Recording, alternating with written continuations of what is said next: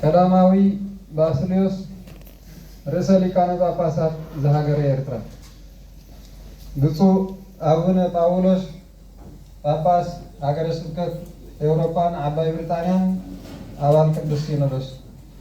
ብፁዕ አቡነ ታዴዎስ ጳጳስ ሀገረ ስብከት ጋሽ ባርካን አባል ቅዱስ ሲኖዶስን፣ ክቡር መጋቢ ሃይማኖት ቀሲስ ዘርሰናይ መራሒ ስራ ሀገረ ስብከት ኤውሮፓ፣ ከምኡውን መጋይላት ቀሺ ዮሴፍ አለው ትማልውን ምሳና ነይሮም እዮም። ካህናት አይንተ እግዚአብሔር፣ አሕዋት ዲያቆናት፣ ምእመናንን ምእመናትን ናይ እግዚአብሔር ቤተሰብ ኩልና በዚ ቅዱስ ዕለት ንቅዱስ ዕላማ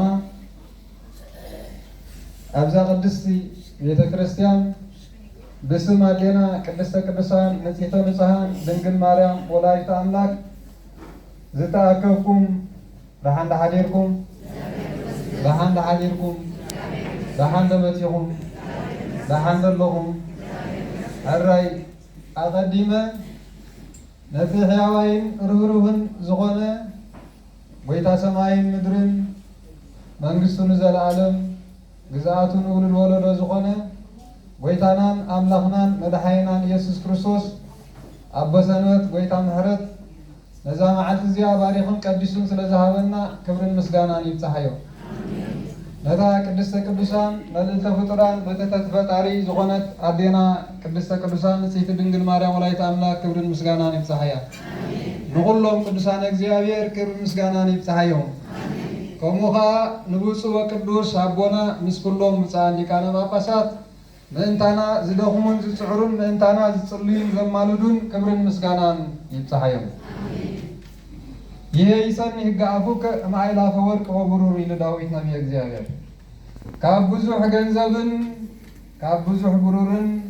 ካብ ብዙሕ ዝብላዕ ዝስተ ዝመቀረን ሕጋ አፍካ ይሕሸኒ። ቃል እግዚአብሔር ናይ ነፍስና መግቢ ስለ ዝኾነ ናይ ህይወትና ድሕነት ስለ ዝኾነ ካብ ኩሉ ናይዚ ዓለም እዚ ዘብለጭልጭን ካብ ኩሉ ናይዚ ዓለም እዚ ፅቡቕ ነገርን ሕጊ አፍካ ይሕሸኒ። ሕጊ እግዚአብሔር ህይወት ስለ ዝኾነ፣ ሕጊ እግዚአብሔር ገነት መንግስተ ሰማያት ስለ ዝኾነ፣ ሕጊ እግዚአብሔር ምንባር ስለ ዝኾነ፣ ስለዚ ሕጊ እግዚአብሔር ከዓ ብመን ዝንገር እንተዳኢልና ብቅዱሳን አቦታትና ቅዱስ ፓትርያርክ ምስ ቅዱስ ሲኖዶስ ዘውፅኦ መምርሒ፣ ቅዱስ ፓትርያርክ ምእንቲ ህዝቡ ዝጽልዮ ጸሎት፣ ቅዱስ ፓትርያርክ ምእንቲ ህዝቡ ዝህቦ ቡራቸን አገልግሎትን እግዚአብሔር ስለ ዝቕበሎ ሕጊ እግዚአብሔር ብመንገዲ ናቶም ገይሩ ስለ ዝንገር ካብ ዝብላዕን ዝስተን ካብ ብዙሕ ወርቅን ብሩርን ሕጊ አፍካ ይሕሸኒ ኢሉ ዳዊት ነቢየ እግዚአብሔር እሞ ስለዚ ንሕና ከዓ ዝሓለፍናዮ ዘመን ዝሓለፍናዮ ዓመታት ኩሉ ጽቡቕን ክፉኡን ሓሊፍና ኢና እሞ ሕጊ እግዚአብሔር ክንፍጽም ብመንገዲ እግዚአብሔር ክንመላለስ እቲ ምስ ቅዱስ ሲኖዶስን ምስ ሃገረ ስብከትናን ቁሩብ አረሓሒቕና ዝጸንሐ መጋረጃ ጸልማት ድልድል ናይ መፍለይ ካብ ፍቅርን ሓድነትን ካብ ሕጊ እግዚአብሔርን ካብ ትእዛዝን ጋሪድና ዝጸንሐ ጸላኤ ሰናያት ሎሚ ንዕኡ አርሒቕና ልብና ከፊፍና ንዓኻ ክንረኽበካ እንተኮይንና በዞም ቅዱሳን አቦታትና ጌርና ኢና ንረኽበካ። ንስኻ ንዕኦም ስልጣን ሂብካ፣ ንዕኦም ማዕርግ ሂብካ፣ ንዕኦም መሪሕነት ሂብካ፣ ንሕና ከዓ ብመንገዶም ክንምራሕ ንስኹም ዝኣሰርኩሞ እስር ንስኹም ዝፈታሕኩሞ ፍቱሕ ዝብል ስልጣነ ክህነት ሂብካዮም ኢኻ እሞ ንሕና ከዓ በትናቶም ስልጣነ ክህነት አሚንና በትናቶም ቅድስናን ጵጵስናን አሚንና ብመንገድኻ ተመሪሕና ክንከይድ ዓይነ ልቦናና አብሪኻ ናብቲ ንደልዮ ክተብፅሓና ነማልደካን ንምሕፀነካን ኣለና ኢልና ነታ ንጽሕተ ንጹሐን ቅድስተ ቅዱሳን ዝኾነት ልደታ ማርያም ንዓኣ እናለመና ኩሉ ዝበሃለና እናስተውዓልና አነ ንስኹምን ሎሚ መዓልቲ ኣብ ቅድሚ ቅዱስ ፓትርያርክ ኮይና ዝሓለፈ እናዘከርና ንዝመጽእ ብርሃን ክኾነልና ምእንቲ ዝበደልናየን ተሎ ዝተጋገናየን ተሎ ሎሚ ቅዱስ ፓትርያርክ ነፃ ከምዛ ብርሃን ዚኣ ገይሮም ከም ጽሁና ኣብ ቅድሚ እግዚአብሔር ተረኺቦም ስለዘለዉ እዚ ቅድስና እዚ ቀሊል ኣይኮነን እሞ እንኳ ድምፂ ቅዱስ ፓትርያርክን ቡራቼ ቅዱስ ፓትርያርክን ማዕረ ቅዱስ ፓትርያርክን ንምቕባል እንኳ ኣብቅዓኩም እንኳ ሓጎሰኩም እንኳ ደስ በለኩም።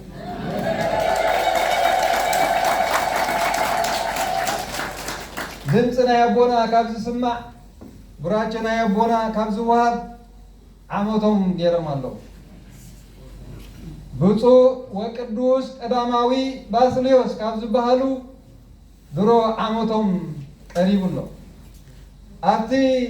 በዓለ ሲመቶም ናይ ዓመቶም ክብረ በዓል ከየብዓሉ ከለዉ ግን ኣብ ውሽጢ ዓመት ክንደይ ነፍሳት ኣድሒኖም ኣለዉ። ክንደይ ጠፍየን ዝነበረ ኣባጊዕ ኣኪቦም ኣለዉ። ክንደይ መሲልዎም ኣብ ደይደንቢኦም ዝጸንሑ ኣገልገልትን ጓሶትን ናብታ ሓንቲ ወላዲቶም ዝኾነት ሓንቲ ሃይማኖትና ኦርቶዶክስ ሓንቲ ዴና ኦርቶዶክስ ሓንቲ ሃገርና ኤርትራ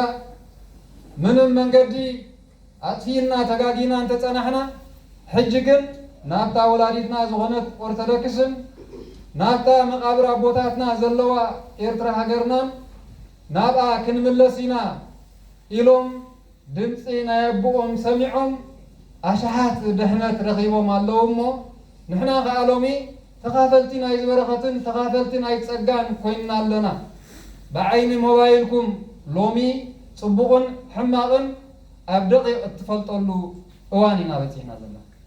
ዓለም እንታይ ተሰሪሑ እንታይ ተገይሩ ኣየናይ ጽቡቕ ኣየናይ ክፉእ ነብሲ ወከፍ ሰብ ኣብዛ ንእሽተይ ብሓፂን ብጥበብ ዝተሰርሐት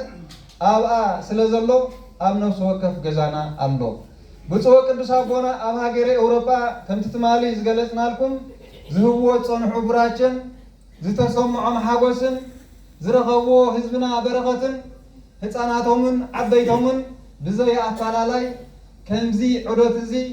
ከምዚ ሓጎስ እዚ ኣይረኣናን እናተባሃለ ቴሌፎናት በዚሕና ክንደይ ጸብጻባት ንቕበለሉ ዘለና ትርእይዎ ኣለኹም እሞ ንስኻትኩም ከዓ ነቲ ክርእይዎ ጽናሕኹም መዓስ ኮን ትኸውን ናባና ኾን መዓስ ኮን መፁና ናባና ኸ መዓስ ኮን ርኢና ንዓና ኸ መዓስ ኮን ባርኹና ክትብልዎ ጽናሕኹም እንኳን ተሸይሞም ከይተሸሙ ከለዉ ኣዴታት ብ10 ብ5 ቤት ጽሕፈት መንበረ ፓትርያርክ እናተመላለስክን ኣቦታትና ራህርህልና ኣቦታትና መሃሩና ኣቦታትና ሕደጉልና ንሕና ዝበልኩምና ክንገብር ኢና ክትብላ ጸኒሕኽን ኢኽን እሞ ሎሚ ንብዓትክን ተደሪዙ ሞራል እትሰንቃሉ ምስ እግዚአብሔር እትራኸባሉ ኣቦታትኩም ከምኡ ብ2 ብ3 ብ5 ብ6 ክትመላለሱ ጸኒሕኹም ኢኹም እሞ እቲ ደኽምዎን ክትመላለስዎን ዝጸናሕኹም ብወረቐት ዘይኮነ ብኣካል መጽየ ባሪኸ ክፈትሓኩም እየ ኢሎም ቅዱስ ፍቓዶም ኮይኑ ምስ ውፃን ኣቦታት ኣብ ማእኸልኩም ተረኺቦም ይፍታሕ ወይ ስረ ኢሎም ይሰሪልኩምን ይፈትሑኹምን ኣለዉ እሞ እንኳ ሓጎሰኩም እንኳ ደስ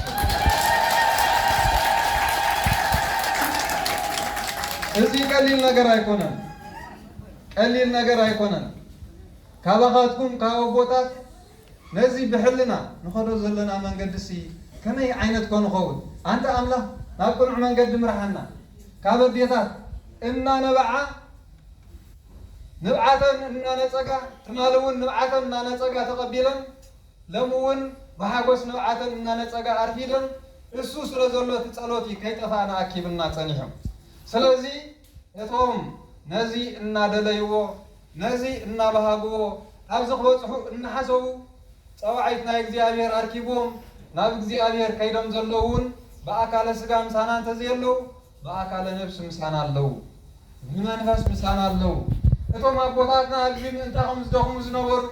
ናይ ሓሳብ ፍልል ኣጋጢሙ ካልእ ንዛረቦም ዝነበርና እውን ምሳና እኮ የለዎም ዓለም ከምኡ እኮ እያ ንጳጳስ ኣይትገድፍ ንፓትርያርክ ኣይትገድፍ ንንጉስ ኣይትገድፍ ንኹሉ እያ ትፅውዕ ዓለም ሓላፍ እዩ ስለዚ ኩላቶም እቶም ዝሓለፉ ኣቦታትና ከይተረፈ ሎሚ ብመሪሕነት ብፁዕ ቅዱስ ኣቦና ኣቡነ ባስልዮስ ምሳና ብዓይኒ መንፈስ ኣለዉ እሞ ንሶም ኣብ ዘለውዎ ይቕሰኑ በረኸቶም ይሕደረና እቶም ዝሞቱ ኣቦታትናን ኣዴታትናን ከዓ ገነት መንግስተ ሰማያት የውርሶም ንሕና ከዓ ካብ ሎሚ كاف فقار أبونان كاف دمسنا يا بونان كي وطانا بمن قدوم تمارحنا عن قيد እግዚአብሔር ዘስተውላ አይሙር ያعدلنا አንተ ተቀስ ከብለና ተቆም ነገር ከናቱ አንተ ወይ ዘንብዎ ዝነበሩ ብጽዋ ቅዱስ አቦና ከወንጌል ሉቃስ ምዕራፍ 12 ካብ ፍቅድ 25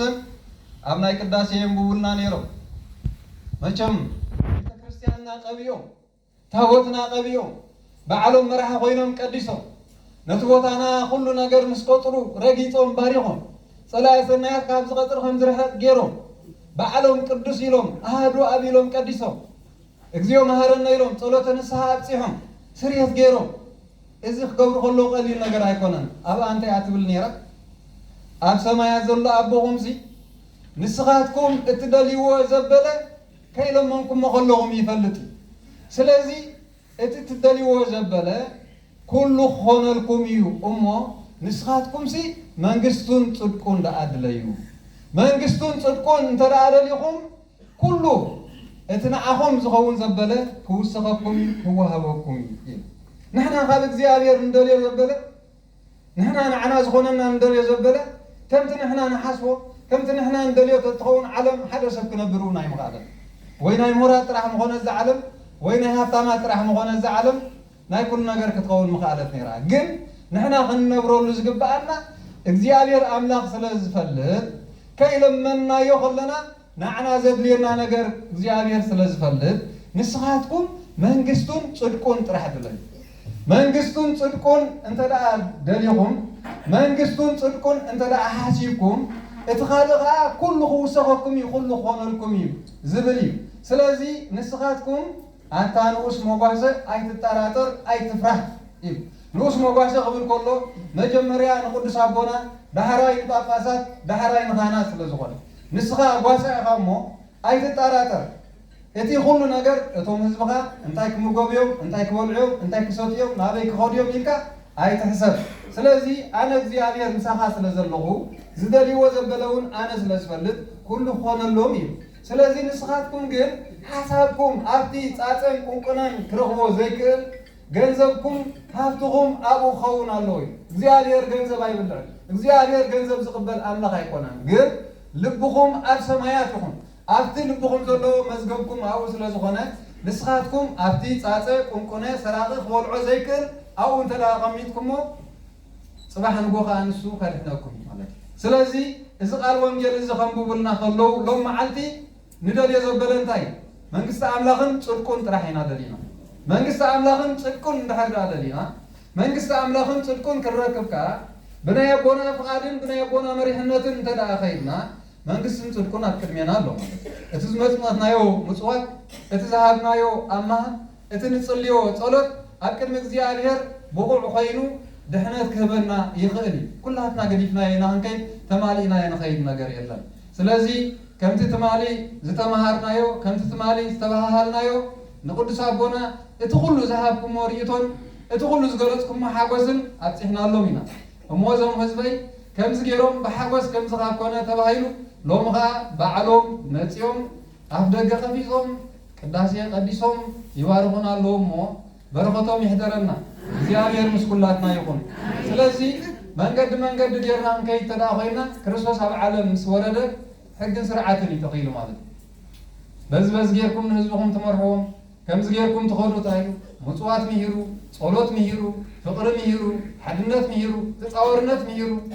وبتقستكم تقري وانا نفسكم يلو انت لا تعجزكم نفسكم تنحنوا وايهم يلو فتنا انت متصون يمان صقام كيولكم كسع مودات عند حدا تعجزكم اتكسع مودات ازعقس نسو خدحن يلو نغيرنا يل سلازي لومي እንኳን حنا كم ክርስቲያን አመንት ኮይና ነንሕደና ክንጣማመትን ክንፋላለን ዓለምና በዲያ ተኸይደለ አቤተ ክርስቲያናት ኣብ ዝዕፃዋል ዘለዋ ሰባት ናብ ካልእ ዝኸደሉ ዘሎ እግዚአብሔር ገዲፎም ሰይጣን ኣብ ዘምልኹሉ ዘሎ ንእግዚአብሔር ሓዲጎም እምነ ሓፂን ኣብ ዘምልኹሉ ዘሎ ኣብ ዓለም ምንባር ምብላዕ ምስታይ ጥራሕቲ ዘይኮይኑ እንታይ ሞትርጉም ኣለዎ ንእግዚአብሔር ምምላኽ ንእግዚአብሔር ምፅዋዕ እንታይ ክገብረለይ እንታይ ክዓብሰለይ ገንዘብ ይብንሎ ከምትላይ ሰሪሐ ነብር በልዕ ሰትለኹ ካብዚ ንላዕሊ እንታይ የድልየኒ ንእግዚአብሔር ምልማን ናብ እግዚአብሔር ጸሎት ምግባር ድኽነት ኮይኑ ዝስምዖም ዝተፈጥሩሉ ዘመን ኢና ዘለና ስለዚ ንሕና ኢታርኤን ሙስና ሃለ ኢየሩሳሌም ከም ዝበለ ነቢር ንሕና እዚ ኣብዚ ህይወትና ከሎ إذا بيت كريستيان إذا أمنت زيا كي تتنكف أنت أملا غيرنا هنصلي زقبا أمر بدرجة أمنتم بيت كريستيان نسحها ولون قال نريولون وانا يكونن النار أنا أبوتاتنا كنا صغير أيوة وغلو بجك أمنت قال حتى زي نبرة بجك بيت كريستيان يلوم السلام قال حتى زي نبرة بيت كريستيان مغانو كهان مغانو ترح كما زي يقولوا أبوتات بأمنت أتني حمانا زي أمنت زيا سلازي نحنا كن أفتان زغنا أوان بتحنا لنا هذا نتيجة زيابير سحققو نتيجة زيابير سرح نتيجة زيابير زهوة تزاد سبات فتيرهم كم زارو وغيرهم أمسيرهم أبو زارو إنا بتحنا زلنا علم بمسايل ساتو قمران بمعلا لاغن أبتفعلوا زلا أبزباطة طول زلوا وان لو ما أنا علم كدم ساخلة أنا بخدم سك أبزبهالوا زلوا وان نحنا قلنا زيابير سبات قينا نتزيابير أملاخنا تمهلنا ننبر سلازقنا كان كل خا نحنا نحج إذا زي كلا علم هافتن كنشنا عالم عادي ترجم يقولون حدنتين فقرن أمنتنا هيمانتين كن زر عالم سنة زنبر سلازقنا زر عالم بصنعات حل يكونوا نبير كل مالد تسفى ناينات الناس تبيو زغل قلون زقارولون زنورو دكهم تسفى أنهم كن زعنوا أبيات كريستيانات كن كهنت الله وانتباهلو حقوقهم قبيتو والويلكن أوهليلكن ذهب كنن أبيات كريستيانات تهاني تنالكن سلازي كسانة ترغبان عقاد كنا زنا ديالات كسانة فرغون زما بوتات يمكن سابونا بتشم زلومو نبونا عدمن تعناني هذا نحنا ما قابلهم كسانة ترحيرينا نحنا أكو كلتا متر علبة أبحانتي 5 متر كلتا متر أمتا قرقارينا ناب هذا تمالينا ينخيب كنا قريبنا سلازيك زيادة رابزلنا يمسانا خلو تداخوينغا امنت سلازغونينا نزار رابزلنا مو يتنقبرز قبعنا نقرز قبعنا خلو تمالي تباهيلو سلازنبرة أبتمزازمي اتنت بتاعتون كلنا بما ينيرنا هنا قدس أبونا مسانا سلازينور حق سلازغونا أكن قدس أبونا ون كدقم سلازلو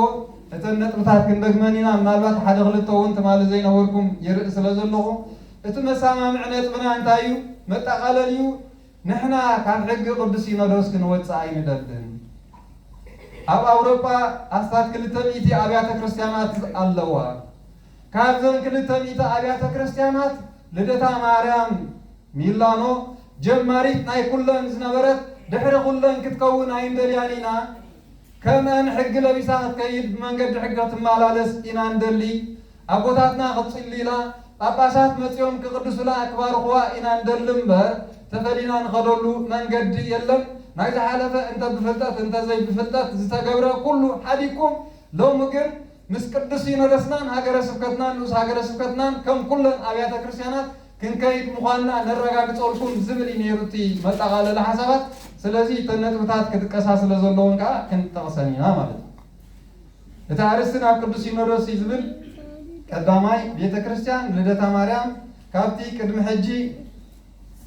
زينبرنا مسمما أفطم عرقي نممصا قدس ينورو ذهبنا تئزاز بمولو كنفصم كمون سبخا قباي بنوس هاجر سبكتن زصواع كنمرص مخانا نرغاغز كلته بغداي ابوي قشيغدا زملكت بقدس ينورو زتواهو وغزا سلازلو كسا حجي كغلغلنا نصنحو بزي مردا سلازخونه يقريتا ان حاتتنا غدايو مس قدس ينورس كود نحنا كن قدس ينورس نحزبنا نذهبنا تئزاز نفصم سلسته بغداي حزب زملكات زخونه نسلام زعنكف حتو والقسوات اغلغالي كيلعل بقدس ينورس زهبنا ممرح ترايكن كيد نقولو امانينا كنحبر مغانا نرغاغز سلستحبر ماتيهم اللهم رابعي بغداي ناي مزغبا ورقه زملكت دما قدم حجي تمزغيولو نزنابره بيت كريستيان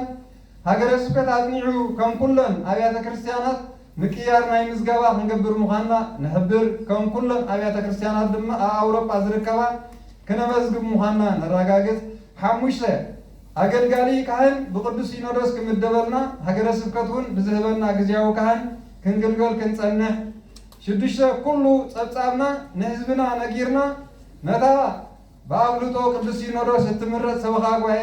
سنداتنا كنركب مخانا بختامنا نرغاغص يلوم متو غيرومنا توم شماغلنا አቅድሚ ብፁዕ ቅዱስ አቦና አቡነ ዋስሌስካ ይድገም ስለዘሎ በዚ ክንከይድ ሙኻና ሁላትና ተሰማሚዕና ኣለና ቅዱስ አቦና ክባሩ ኾናዮ ስለዚ እንኳ ዓል ዝፀሓና እንኳ ዝደሰበለኩም እንኳ ሓጎሰኩም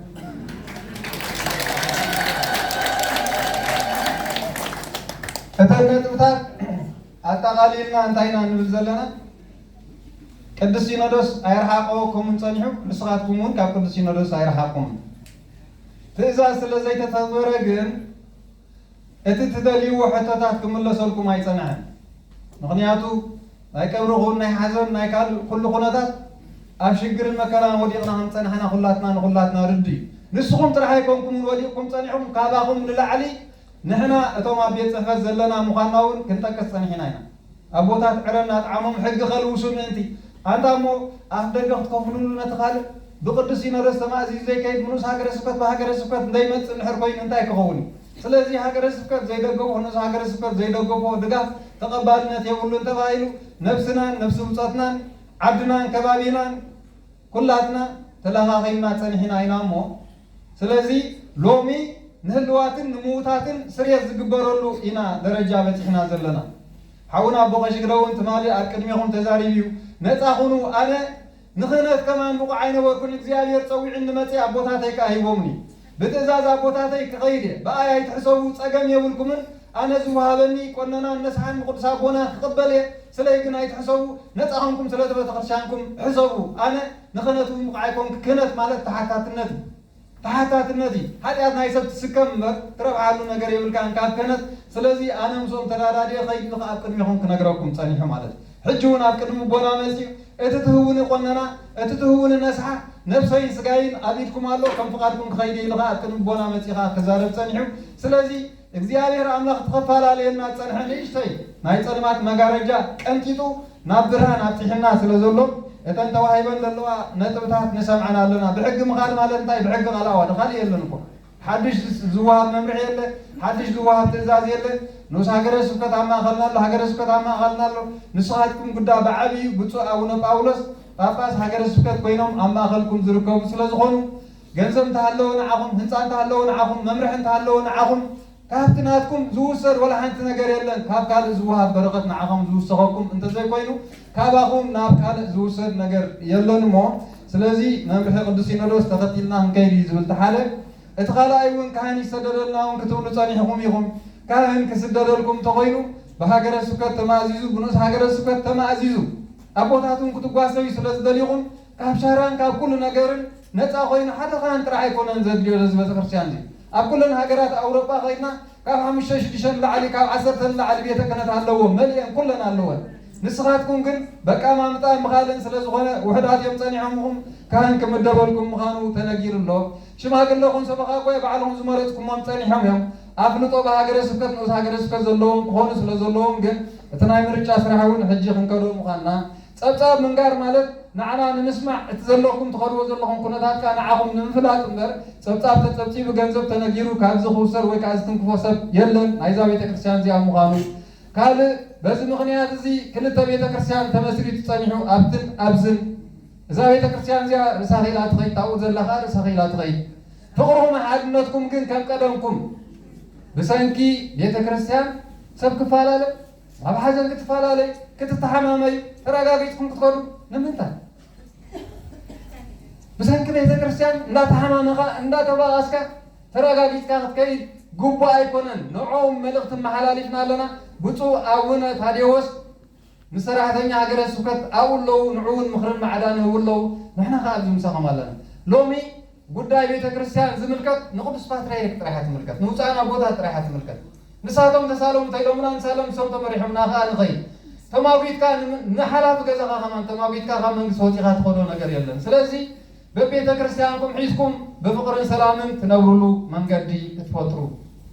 ልደታ ማርያም ጥንታዊት ተባሂሉ ንስኻትኩም ጥንታውያን ንሳ ጥንታዊት ዓበይቲ ሽማግለ ኣብዚ ኢኻ ትርኢ እምበር ኣብ ካልእ ቦታ ኣይትርእን ኢኻ ህፃናትን መንእሰያትን ጥራሕ ኢኻ ትርኢ ንስኻትኩም ግን ዕድለኛታት ኮይንኩም ኣቦታትን ኣዴታትን ሰብ ነፀላን ገማማትን ዝረኣየሉ ቦታ እዩ ነዚ ብኽብሪ እናተሓላለኹም ኣብቲ ሓዘን ከጋጥም ከሎ ብሓደ ኣብዚ ሓዘን ከጋጥም ከሎ ብሓደ ንኡስ ሃገረ ስብከት ተማእኺሉ ይመፅእ ዝኾነ ድጋፋት ዝምልከት ኣብዚ መርዓ ክርከብ ከሎ ብሓደ ኣብቲ ክርከብ ከሎ ብሓደ ከምቲ ሓንቲ ኣካል ኮይንኩም ንእምነትን ሃገርን ክትቃለስዋ ፀንሐኹም ብፍላይ ኣዴታትና ንስኻትኩም ኩሉ ነገር ኣለክን ፅድቂ ምሳኽን ኣሎ ካልእ ምሳኽን ኣሎ ሕሜታ ድባህል ይትረፈና እንታይ ዓብሰልና እንታይ ይኾነና ካብ ልጂ نساتن نتيم بحرجي بزعاز قداي زي أيل علني الله واسخنك أين العلني نايلكن نتأخونكن كم تفقر خنزنا بركنا هجراوين بعلاتكن بحال هاي مناتوين بعلاتكن بحال هجراون هاي مناتن بعلنا مخسرنا يمر بسارنا يكون بعدنا يبوداتنا نعقب له هجراو بعلنا سمايتاتنا نذكر له هجراو بعلنا هاي مناتو بعلنا زحلوا أبوداتنا صلت نقبر له نحن عندنا كم نحن كان بزيادة نقر ونسل زغنا هاي مناتاون هجراون بعلنا بحاجة قيمنا خمتنا يكلمنا بعلنا تنتقون بعل سنساء أو دعمة تقون كبر بعل بحاجة خنكيد زيادة تصوبوا يبزحنا كابزين كابلهم من نتعنقون ولا لهم من عيد صلاة من تليان دبلات قينا أبونا ما يوم يغرس لزبولنا رح ندقني خميكني خمير خنبل كابلهم جميع ولا بتليفون استقيمتنا تليا استقيمنا تلي استقيمكم تلي دوينا كمان هيكون بقى كان مرة نحن أجزين تطلعونا كم يوم بعلقات كنت قبرنا يركن حدا راس أكيد ما نخلاتكم هو بينا سلام أبيناكم مخرنا جن جزية حاتيريو زع عسرت معلتي ندحنت ناتكم تبايلو 7 معلت جيرا مالو بتوقع بسابونا ممكن 7 معلت شوعت معلت كمان كم منبرون كابت قدسين رسوم في الله يعني تجربة جن نتن بحيلن زلوا ننكا زحلنا جزية مليسهم هجر سبكت بتعاون باولس بجاهم نزيعة كم أجيركم ملاك تقولوا إذا أيرتكت يحرر كم بحدش نوتو تبايلو كم بحدش توسيقه نزيعة يوم نزيهم سلازي كم تاستبهرنا قد صابونا نعيدهم باريهم كفانونا تليفون لا تداولنا سلام در كوين لالو من ميلانو قدس باتريركم برباري خوالو من ميلانو سلازي زحلفة كل قريبنا هنا حتى أمونغنا تصنح نقدفو تبايلنا تداولنا كمان حج قبض وصل سفرنا اسخات كنا أو سلام ثاني حكم تباقاس تقدسوا نحن هم كمزي سلازي كل سباتريك باريخومنا سلازولو فقرن سلام انت راح يزد لنا إلنا سلام كنبهال زيادير نسانا يقون نعملك مبرهان نسانا تقون سلازي انكو عبزو تحنا انكو حقوسوكم انكو عدس ولوكم زيادير كل جزي سلام فقرن نسانا يقون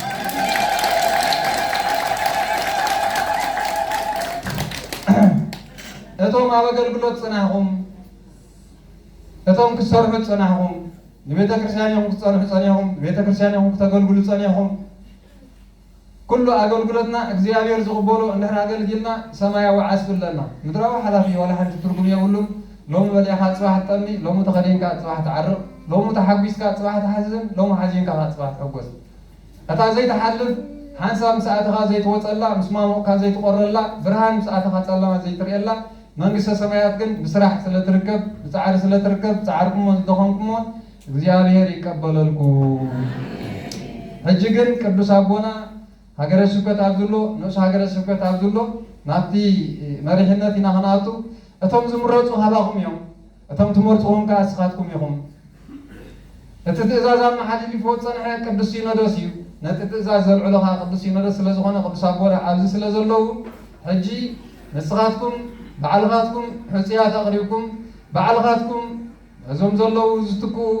ወይውን ከመይ ዝኸውን ሰም ዝመርሖም ዝኽእሉ ንስኻትኩምን ስለ ትፈልጥዎም ካባኻትኩምን ካበዴታትን ነፃ ዝኾኑ 4 ሰባት ክትህቡና ኢኹም ነቶም 4 ሰባት ከዓ ንሕና ቅዱስ አቦና ኣብዚኣ ከለዉ ሓለፍቲ ናይዚ ቤተ ክርስቲያን ምዃኖም ከፅድቑሎም እዮም ድሕሪ ናቶም ምፅዳቕ ዘሎ ፀብፀባትኩም ብመንገዲ ንኡስ ሃገረ ስብከትን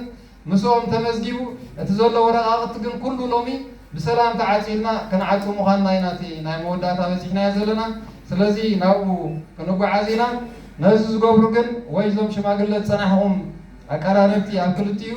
واتيهم انت بسيات انت قربكم الله